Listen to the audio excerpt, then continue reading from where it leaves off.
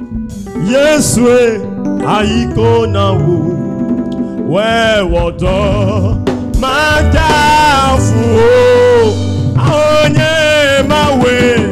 aiko na wo Hosanna hallelujah Yeswe aiko na wo mama we wodo magafu onye mawe aiko na wo Hosanna hallelujah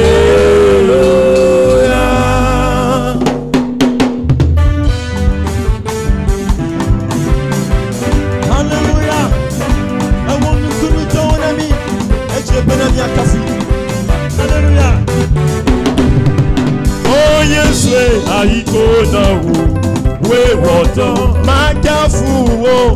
nyedela aiko na wo Hosanna hallelujah awo Yesu Yesu aiko na wo we wodo magafu wo Yesu aiko na wo Hosanna hallelujah awo Yesu aiko na wo we wodo magafu wo na na na Hosanna, hallelujah. Oh, Yesu, aiko na wo, we wodo, magafu wo. Yesu, aiko na wo, Hosanna, hallelujah. Oh, mejibe madakbe na Yehowa, mejibe magafu mawo, mejibe madakbe na Nyemawulo. Mejibe magafu mawo oh Yesu aiko na wo we wodo magafu wo Yesu aiko na wo subena Hosanna hallelujah hallelujah Yesu aiko na wo aiko wodo magafu wo Yesu aiko na wo Hosanna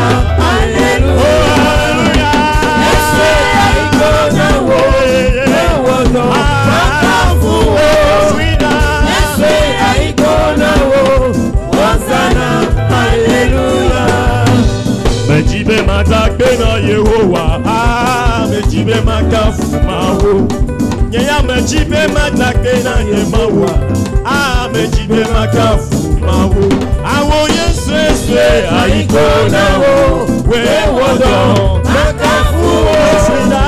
Yesu aiko na wo Hosanna hallelujah Awo Yesu aiko na wo we wodo aiko na wo hallelujah Yesu aiko na wo Hosanna hallelujah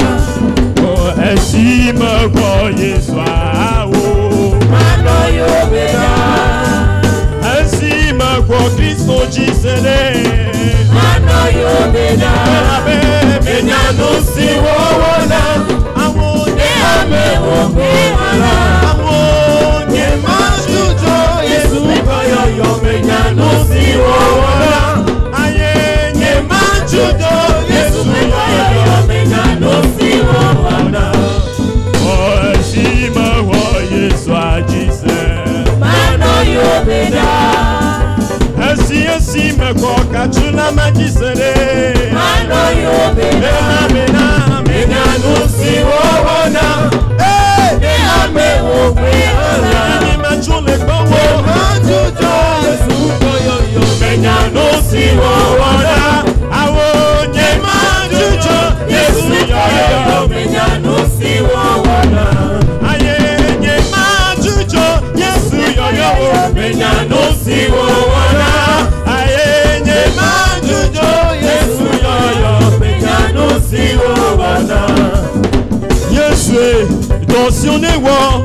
onyomianu akele desiane awo Yesu apasione wo onyomianu akele Yesu akelo akpe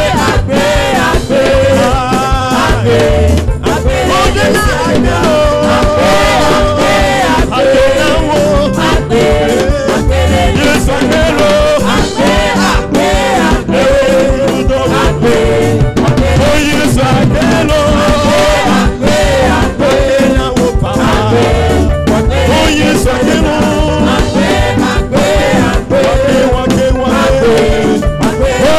Olúwa